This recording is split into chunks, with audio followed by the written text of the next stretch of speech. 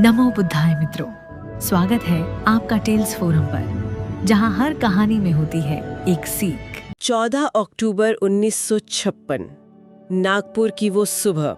जरा कल्पना कीजिए, लाखों लोगों का एक समंदर है, सब एक नए सवेरे का इंतजार कर रहे हैं।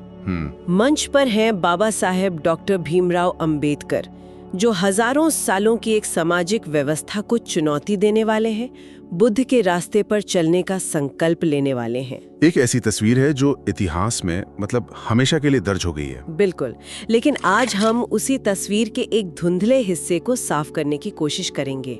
हमारा सवाल बहुत सीधा सा है, उस ऐतिहासिक दीक्षा के पीछे का चेहरा कौन था? किसने बाबा साहेब को बुद्ध के मार्ग की दीक्षा दी? और ये सवाल देखिए, सुनने में जितना सीधा लगता है, इसका जवाब उतना ही दिलचस्प है। जी, ये सिर्फ एक व्यक्ति का नाम जानने की बात नहीं है। नहीं, बल्कि ये बाबा साहेब की उस दशकों लंबी वैचारिक और आध्यात्मिक खोज को समझने जैसा है। एक ऐसी खोज जिसके पड़ाव कई शहरों से होकर गुजरते हैं। सही कहा। हमारे पास कुछ ऐतिहासिक लेख हैं, कुछ रिपोर्टें हैं जो इस घटना के कई ऐसे पहलुओं को सामने लाती हैं जो आमतौर पर चर्चा में नहीं आते। और हैरानी की बात यह है कि इस पूरी कहानी का एक बहुत बड़ा सिरा नवाबों के शहर लखनऊ से जुड़ता है। लखनऊ से? ये बहुत कम लोग जानते हैं। जी। तो आज हमारा मिशन सिर्फ उस एक नाम को जानना नहीं है, बल्कि लखनऊ से नागपुर तक की उस पूरी यात्रा को समझना है जिसने भारतीय इतिहास की धारा को हमेशा के लिए बदल दिया। यहाँ पर एक बात समझना बहुत जरूरी है। हम सब बाबा साहेब से जुड़े कुछ स्थानों को जानते हैं। महू उनकी जन्मभूमि है, हाँ, नागपुर उनकी दीक्षा भूमि है। बिल्कुल। लेकिन हमारे जो स्रोत हैं वो एक और शहर का जिक्र करते हैं जिसे बाबा साहेब की स्नेह भूमि कहा जाता है। स्नेह भूमि? जी। और इस स्नेह भूमि की कहानी के बिना दीक्षा भूमि की घटना हमेशा अधूरी रहेगी। तो फिर चलिए कहानी की शुरुआत इसी स्नेह भूमि से करते हैं। ये शहर है लखनऊ। इन लेखों से पता चलता है कि आजादी के बाद 1948 और 1951 में बाबा साहेब कई बार लखनऊ आए। हाँ, उनके कई दौरे हुए थे। और यहीं उनकी गहरी मित्रता और वैचारिक चर्चा एक बहुत ही प्रतिष्ठित बौद्ध भिक्षु भदंत बोधानंद महास्थिविर से हुई। पर यहाँ एक चौंकाने वाली जानकारी मिलती है। क्या? असल में नागपुर में बाबा साहेब को दीक्षा देने के लिए भदंत बोधानंद जी को ही चुना गया था। सारी योजना तय हो चुकी थी। अच्छा, मतलब ये पहले से तय था? जी। और ये जानकारी ये इस पूरी घटना को एक नया आयाम देती है। जी। ये साबित करता है कि बौद्ध धर्म अपनाने का निर्णय कोई अचानक लिया गया फैसला नहीं था। ये किसी प्रतिक्रिया का नतीजा नहीं, बल्कि सालों के गहरे अध्ययन, संवाद और चिंतन का परिणाम था। मतलब एक पूरी प्रक्रिया थी। विज्ञान पर और सामाजिक समानता पर आधारित हो। और भदंत बोधानंद के साथ उनकी लंबी बातचीत उसी खोज का एक बहुत जरूरी हिस्सा थी। वो दोनों मिलकर भारत में बौद्ध धर्म के पुनरुत्थान की नींव रख रहे थे। मतलब जो हम सोचते थे कि ये सिर्फ नागपुर में हुआ एक आयोजन था, उसकी पटकथा तो सालों पहले लखनऊ में लिखी जा रही थी। बिल्कुल, नींव लखनऊ में रखी जा रही थी। लेकिन फिर यहाँ कहानी में एक ऐसा मोड़ आया जिसने इतिहास का रुख ही बदल दिया।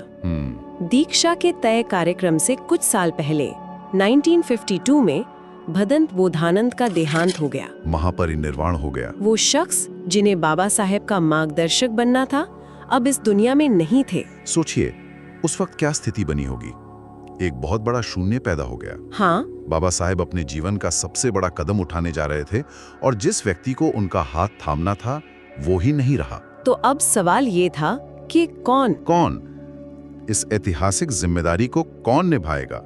कौन उस कड़ी को जोड़ेगा जो भदंत बोधानंद के जाने से टूट गई थी? यहीं से कहानी में एक नया और बहुत ही महत्वपूर्ण अध्याय जुड़ता है। भदंत बोधानंद के बाद इस कहानी में एक युवा बौद्ध भिक्षु का प्रवेश होता है, भदंत प्रज्ञानंद। जी, जो जानकारी हमारे पास है उसके मुताबिक भदंत प्रज्ञानंद मूल रूप से श्रीलंका के थे, लेकिन भारत में बौद्ध धर्म के प्रचार प्रसार के लिए आए और उन्होंने लखनऊ को ही अपना घर बना लिया। अच्छा। वो यहाँ के रिसालदार पार्क के बुद्ध विहार में रहते थे और भदंत बोधानंद के सबसे करीबी शिष्यों में से एक थे। और दिलचस्प बात ये है कि भदंत प्रज्ञानंद उस विरासत को आगे बढ़ाते हैं जो बाबा साहेब और भदंत बोधानंद ने लखनऊ में शुरू की थी। मतलब वो कड़ी बने। वो उस कड़ी को आगे ले गए। ये सिर्फ दो लोगों का रिश्ता नहीं था, ये उस समय भारत, बर्मा, श्रीलंका और दूसरे देशों के बौद्ध विचारकों के एक सक्रिय नेटवर्क को दिखाता है जो भारत में धम्म को फिर से स्थापित करने के लिए काम कर रहे थे। एक पूरा इकोसिस्टम था। बिल्कुल, और लखनऊ उस नेटवर्क का एक बहुत अहम केंद्र बन चुका था। भदंत प्रज्ञानंद उसी वैश्विक बौद्ध भाईचारे की एक अहम कड़ी थे। तो अब तस्वीर धीरे धीरे साफ हो रही है। जी, लखनऊ की स्नेह भूमि में जो वैचारिक बीज बोया गया था, अब उसे नागपुर की दीक्षा भूमि पर एक विशाल पेड़ बनना था। चलिए अब सीधे उस ऐतिहासिक दिन पर चलते हैं। 14 अक्टूबर 1956, नागपुर। मंच तैयार है, लाखों की भीड़ अनुशासित होकर बैठी है और बाबा साहेब एक नए युग की शुरुआत करने के लिए मंच पर मौजूद हैं। उस दिन का माहौल कैसा रहा होगा? स्रोतों में उस दिन का जो वर्णन मिलता है वो रोंगटे खड़े कर देने वाला है। अच्छा, मंच पर सिर्फ 1 या 2 नहीं बल्कि 7 प्रमुख बौद्ध भिक्षु मौजूद थे। 7 भिक्षु? जी, इनमें से कुछ बर्मा जो म्यांमार है वहां से आए थे, कुछ श्रीलंका से और कुछ भारत के ही थे। ये समारोह की गंभीरता और वैश्विक मान्यता को दिखाता है। और अब वो सवाल जिससे हमने ये सारी बातचीत शुरू की थी, उन 7 भिक्षुओं में वो कौन थे जिन्होंने मुख्य भूमिका निभाई?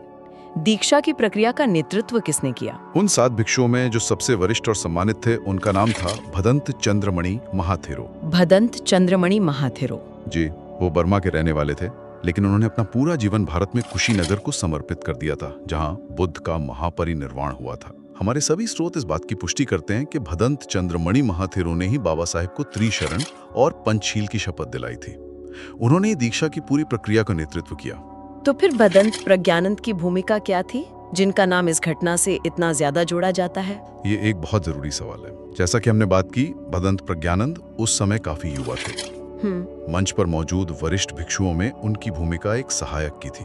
उन्होंने दीक्षा समारोह में भदंत चंद्रमणि जी की सहायता की, लेकिन उनकी असल भूमिका इससे कहीं ज्यादा बड़ी है। वो उस ऐतिहासिक पल के सबसे महत्वपूर्ण चश्मदीद गवाहों में से एक थे। अच्छा, एक गवाह के तौर पर? जी, उनकी यादें हमारे लिए एक अनमोल ऐतिहासिक दस्तावेज है। एक मिनट यहाँ पर मैं रोकना चाहूंगी। आपने 2 शब्द इस्तेमाल किए, त्रिशरण और पंचशील। जो लोग नहीं जानते, क्या हम संक्षेप में बता सकते हैं कि ये क्या है? बिल्कुल बिल्कुल, ये बौद्ध धर्म की नींव है। त्रिशरण का मतलब है 3 शरणों में जाना। 3 शरण? बुद्धम शरणम गच्छामि मतलब मैं ज्ञान की शरण में जाता हूँ। धम्मम शरणम गच्छामि मतलब मैं सत्य और प्रकृति के नियम की शरण में जाता हूँ। और संघम शरणम गच्छामि मैं उस समुदाय की शरण में जाता हूँ जो इस मार्ग पर चलता है। और पंचशील? और पंचशील जीवन जीने के 5 मूल सिद्धांत हैं। हिंसा ना करना, चोरी ना करना, झूठ ना बोलना, नशा ना करना और व्यभिचार ना करना। ये किसी भी बौद्ध के लिए नैतिक आचरण का आधार है। शुक्रिया। तो भदंत चंद्रमणि ने बाबा साहेब को ये शपथ दिलाई। भदंत प्रज्ञानंद जो एक गवाह थे, उन्होंने उस पल को कैसे याद किया? क्या उन्होंने उस अनुभव के बारे में कुछ बताया? हाँ, और उनका वर्णन बहुत मार्मिक है। भदंत प्रज्ञानंद अपने जीवन के आखिरी दिनों तक लखनऊ के उसी बुद्ध विहार में रहे। अच्छा। वो अक्सर इशारों में उस पल को याद करते थे। उनके शब्दों में, जब भदंत चंद्रमणि महाथेरो दीक्षा दे रहे थे तो बाबा साहेब के चेहरे पर एक अद्भुत शांति और संतोष का भाव था। हाँ। ऐसा लग रहा था जैसे कोई यात्री दशकों की लंबी और थका देने वाली यात्रा के बाद अपनी मंजिल पर पहुंच गया हो। उन्हें वो रास्ता मिल गया था जहां कोई ऊंच नीच नहीं थी, कोई भेदभाव नहीं था, सिर्फ समता और करुणा थी। वाह, ये सुन के ही उस पल की गंभीरता का एहसास होता है। जी। तो अब तक हमने कौन, कहां और कैसे की पहेली को तो सुलझा लिया है, लेकिन अब इस बातचीत के सबसे अहम हिस्से पर आते हैं, क्यों?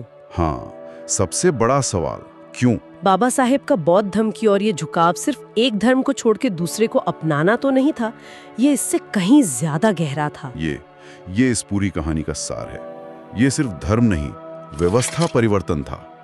इस शब्द पर ध्यान देना बहुत जरूरी है। व्यवस्था परिवर्तन।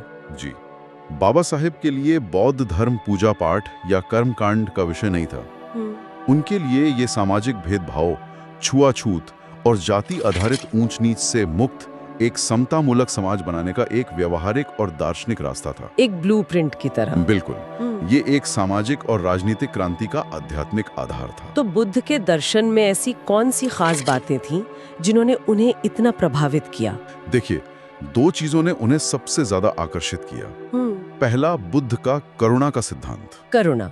जो बिना किसी भेदभाव के सभी प्राणियों के लिए प्रेम की बात करता है। और दूसरा महान दार्शनिक आचार्य नागार्जुन का माध्यमिक मार्ग, जिसे मिडिल वे भी कहते हैं। The middle way. हाँ, और ये मिडिल वे सिर्फ एक दार्शनिक विचार नहीं था, ये अतिवाद से बचने का एक व्यवहारिक रास्ता था।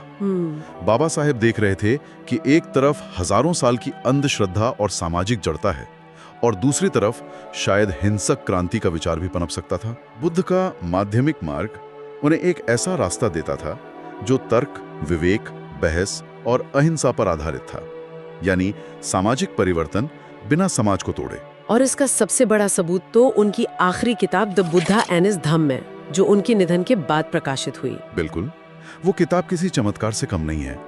वो सिर्फ बौद्ध धर्म का परिचय नहीं है, बल्कि वो बाबा साहेब की अपनी व्याख्या है। उनकी अपनी व्याख्या। जी, उसमें उन्होंने बुद्ध को एक मानव के रूप में प्रस्तुत किया, ईश्वर के रूप में नहीं। उन्होंने धम्म को व्यक्तिगत मोक्ष या निर्वाण के रास्ते से ज्यादा एक सामाजिक नैतिकता के कोड के रूप में परिभाषित किया, जिसका लक्ष्य इसी दुनिया में, इसी जीवन में एक न्यायपूर्ण और सुखी समाज की स्थापना करना है। मतलब बहुत ही प्रैक्टिकल अप्रोच थी। बेहद प्रैक्टिकल। उन्होंने स्वतंत्रता, समानता और बंधुत्व के आधुनिक मूल्यों को बुद्ध के दर्शन के साथ जोड़कर दिखाया। ये उनके दशकों के अध्ययन और चिंतन का निचोड़ था। तो जो यात्रा लखनऊ की स्नेह भूमि पर भदंत बोधानंद के साथ एक विचार के रूप में शुरू हुई, वो भदंत प्रज्ञानंद जैसे साथियों के सहयोग से आगे बढ़ी। हाँ। और नागपुर की दीक्षा भूमि पर भदंत चंद्रमणि महाथेरो के नेतृत्व में अपने शिखर पर पहुंची। बिल्कुल सही। ये सिर्फ एक व्यक्ति की निजी आस्था की यात्रा नहीं थी, बल्कि करोड़ों लोगों के लिए सम्मान और समानता के एक नए रास्ते के खुलने का ऐलान था। ये भारतीय इतिहास का वो क्षण था जब इतिहास ने एक नई करवट ली, और इसके केंद्र में बाबा साहेब का वो दार्शनिक दृढ़ संकल्प था कि वो एक ऐसी व्यवस्था को कभी स्वीकार नहीं करेंगे जो इंसान को इंसान नहीं समझती। सही। उन्होंने सिर्फ धर्म नहीं बदला, उन्होंने अपने लोगों के लिए नियति को बदलने का एक दरवाजा खोला। साथियों, भदंत प्रज्ञानंद आज भले ही हमारे बीच नहीं है। 30 नवंबर 2017 को उनका महापरिनिर्वाण हो गया, लेकिन उनके हाथों से जलाई गई वो धम्म की ज्योति आज भी करोड़ों दिलों में जल रही है। बाबा साहेब ने लखनऊ की उस स्नेह भूमि से जो संकल्प लिया और नागपुर की दीक्षा भूमि पर जो मार्ग अपनाया, वो केवल एक धर्म परिवर्तन नहीं, बल्कि मानवता की मुक्ति का मार्ग था। अगर आप बाबा साहेब के इस दार्शनिक सफर और बुद्ध के विचारों की गहराई को और करीब से समझना चाहते हैं, तो हमारे साथ इस यात्रा पर बने रहें। अगर आपको ये ऐतिहासिक जानकारी अच्छी लगी तो वीडियो को लाइक करें, कमेंट में नमो बुद्धाय लिखकर अपनी उपस्थिति दर्ज कराएं, और हाँ, इस वीडियो को अपने दोस्तों के साथ शेयर करना ना भूलें, ताकि ये गौरवशाली इतिहास घर घर तक पहुंचे। टेल्स फोरम चैनल को सब्सक्राइब करें। मिलते हैं अगले वीडियो में। तब तक के लिए सीखते रहिए, जुड़ते रहिए। जय भीम, नमो बुद्धाय।